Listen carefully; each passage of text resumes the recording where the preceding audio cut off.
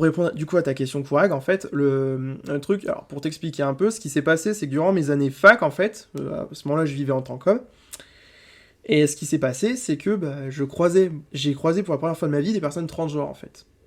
Et ces personnes transgenres, en fait, forcément, au début, j'avais un rejet viscéral parce que j'étais très croyante pratiquante. Et au bout d'un moment, en fait, alors là, je suis vraiment texto, c'est-à-dire qu'avant, voilà, quand je faisais mon étude de la Bible, tout ça, etc., je me dis, mais bon, Jésus, il enseigne quand même des principes d'amour, je veux dire, le fait de s'intéresser aux gens, tout ça, etc. Je me suis dit, sois pas débile, va voir ces gens-là, discute avec eux, essaie de comprendre, etc. Et ce qui fait que pendant à peu près 5 ans, non, 4 ans, pardon, 4 ans, j'ai croisé beaucoup de personnes transgenres dans ma vie, j'ai eu l'occasion d'en discuter avec pas mal de personnes, dont une personne par exemple qui est non-binaire aujourd'hui. Alors j'expliquerai peut-être pas ça forcément dans un live parce que je suis pas forcément la bonne personne pour en parler. Et en fait, c'est le fait d'avoir pu en parler, de mettre des mots, voilà, sur la transition de pas mal de gens, qui au début m'a amené à dire, mon orientation sexuelle fait que j'aime les femmes, autant les femmes, ce qu'on appelle les femmes cisgenres, c'est-à-dire celles qui sont assignées femmes et s'identifient en tant que femmes, que les personnes transgenres, c'est-à-dire que les femmes transgenres qui ont été assignées hommes à la naissance, selon tout l'appareil reproductif, et qui vivent en tant que femmes, en fait. Et ça a été rien que ça, tu vois, pour ma période où j'étais hyper croyante, en fait, c'était un effort, mais de fou. C'est-à-dire, parce que ça voulait dire, par exemple, que j'allais un peu à l'encontre, entre guillemets, comment dire, de ce qui m'était enseigné dans la religion, parce que, j'allais un peu à l'encontre, entre guillemets, de ce qu'il y avait dans ma religion, parce que du coup, je considérais qu'une femme trans, c'était une femme, et pas un homme, en fait, tu vois. C'est tout ce concept-là. Ce qui fait que, en un sens, si j'avais peut-être pas fait cet effort-là, peut-être qu'effectivement, j'aurais pas été amené à me dire, vas-y, je suis transgenre, en fait. Et sinon, quant à la question du couple, en fait,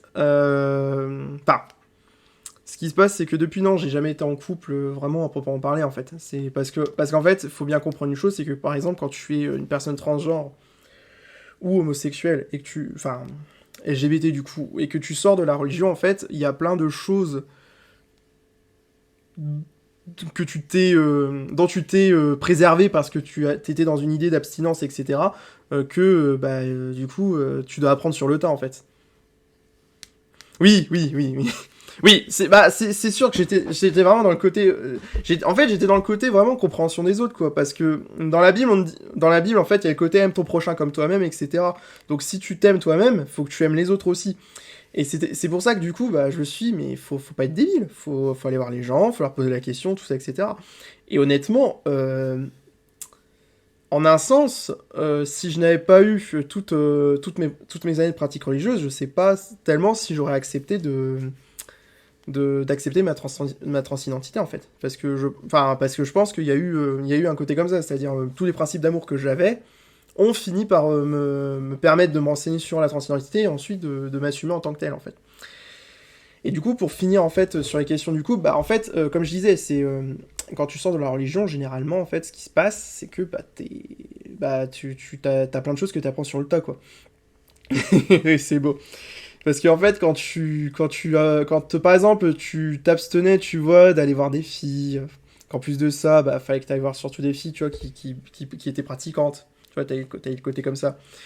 Et que, les seules fois où, on va dire, je suis tombé amoureuse de quelqu'un, c'était une jeune fille et tout, qui était hyper sympathique et tout. Et le truc, c'est qu'elle t'envoie sur les roses comme ça. Encore plus de ça, tu sais, tu développes comment dire, à cause d'autres choses, hein, ça dépend de ma vie, dont je ne peux pas parler, tu développes une sorte de complexe d'infériorité à tout le monde, c'est-à-dire tu n'as pas du tout confiance en toi, tout ça, etc. C'est un peu compliqué pour moi, on va dire, même aujourd'hui, de me dire comment je fais pour approcher des gens. C'est un peu ça le souci pour l'instant, c'est-à-dire il y a un côté entre guillemets asocial qui fait que généralement je reste dans mon coin, je joue avec des gens en ligne, tout ça, etc. Que ce soit pour du GDR, pour des jeux vidéo, des trucs comme ça. J'ai des sorties des fois avec des gens. Mais ben, pour approcher une personne, pour lui dire bah vas-y, tu me plais, tout ça, etc. Ça, j'ai jamais appris quoi. Enfin, c'est des choses que j'apprends encore en fait. Donc bon, c'est pour ça que du coup, bah, ce genre de questions, effectivement, c'est important de se les poser. C'est-à-dire de se dire, bah. Euh, attends, j'ai perdu le fil. C'est important de se poser. T'as jamais appris. Oui, mais disons que t'étais peut-être pas dans une optique d'abstinence. Du coup, oui, voilà, la question à se poser, tu vois, de comment approcher les gens, tout ça, etc. Ça, c'est très important à se les poser parce qu'après, ça donne des moments assez cringe où t'es là en mode, où t'es hyper frustré parce que t'as jamais connu, tu sais, le fait d'être en couple et d'avoir des relations régulièrement avec une personne.